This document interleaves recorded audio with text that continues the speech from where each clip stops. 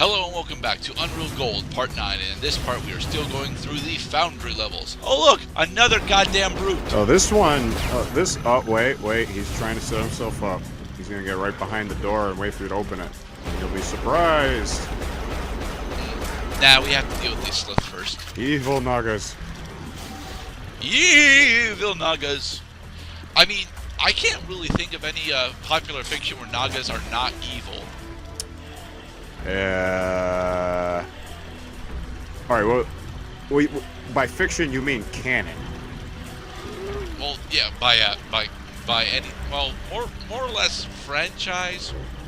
I mean, when I say fiction, I'm attempting to relate to all the different forms of fictional media that I've consumed over the many years of being a person, or at least being a human. I mean, there were several years where I was just not a person.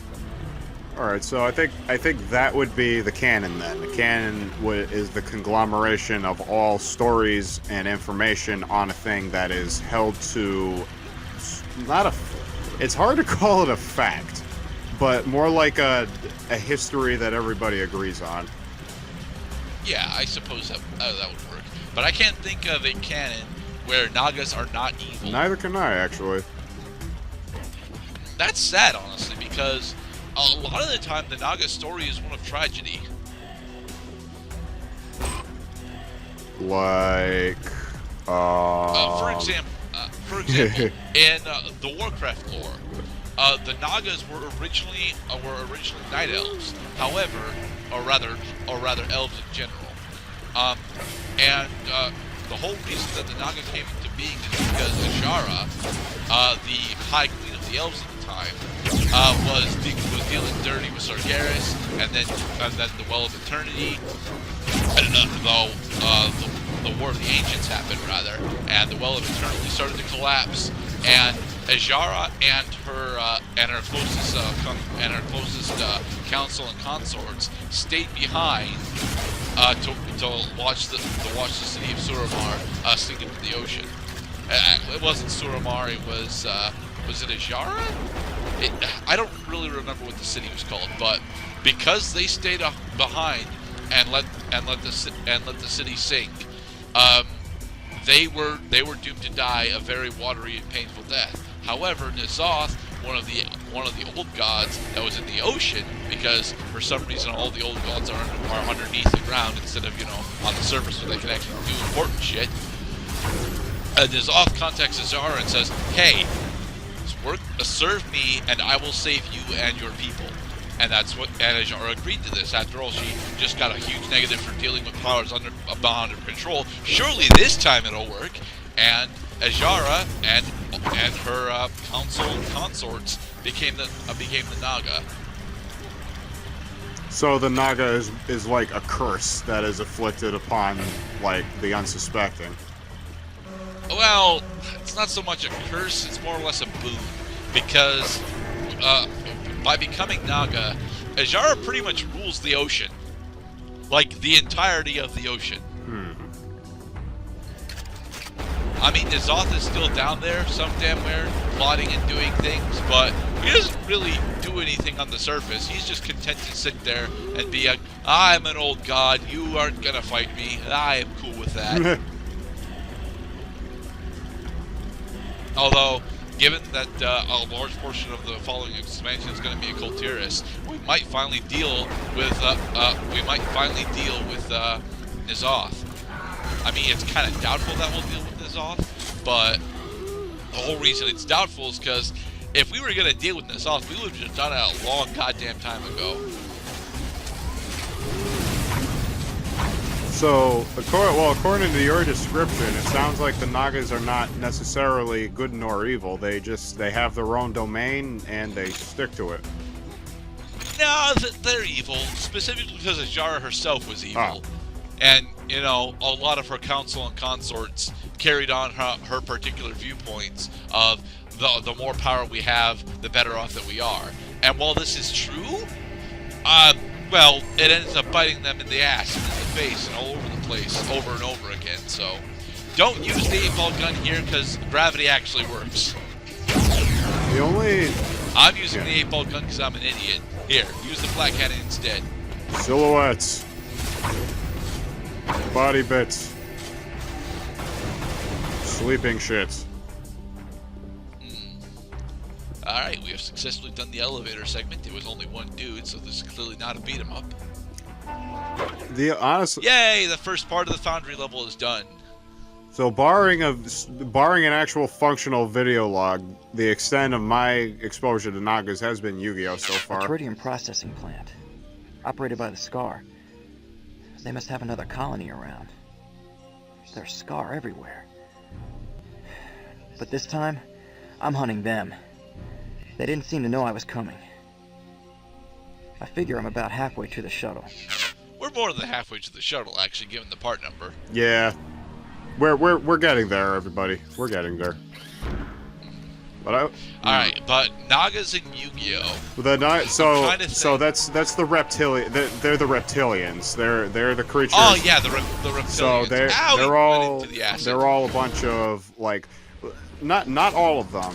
They did a bunch of shit with creatures that have 0 attack and 0 defense. I think it might have been the reptilians that made them. That made the game release the recurring nightmare card, return 2 dark monsters, 0 defense from your graveyard to your hand, and shit like that. I digress though. Well, actually, recurring nightmare was more or less part of the Phantom Darkness expansion. Yeah. Oh yeah, with the Ubals, right? They probably intended that for the Ubals then. No, they didn't intend that for the U-Balls. It's just a coincidence that the U-Balls work with And it just sucks. But I digress. The reptilians in Yu-Gi-Oh were all dark monsters. Dark is the attribute of evil. Well, the thing about that is that reptilians, although are most certainly Naga-like, I want to say that they're more or less Lamia as opposed to Naga. All right. Well, there was definitely one reptilian creature that was a Naga. It's reptilian there is Naga. Reptilian Naga, Yeah. and Reptilian Naga is freaking amazing. But, you know, despite the fact that she's called a Naga, she doesn't really have any features that would, you know, denote her as a Naga. She's more or less still a Lamia as opposed to a Naga. All right. Well, what?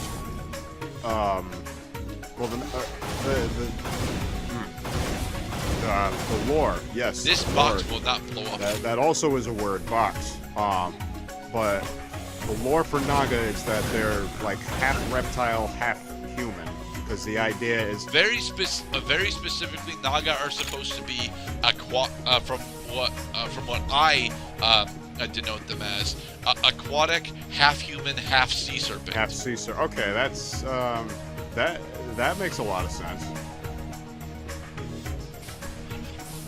And then, like, Reptilian Naga's ability is that any creature that touches it gets 0 attack and 0 defense. Actually, I think it's just 0 attack, but basically means that you get poisoned by it, and then the poison nullifies your attack power.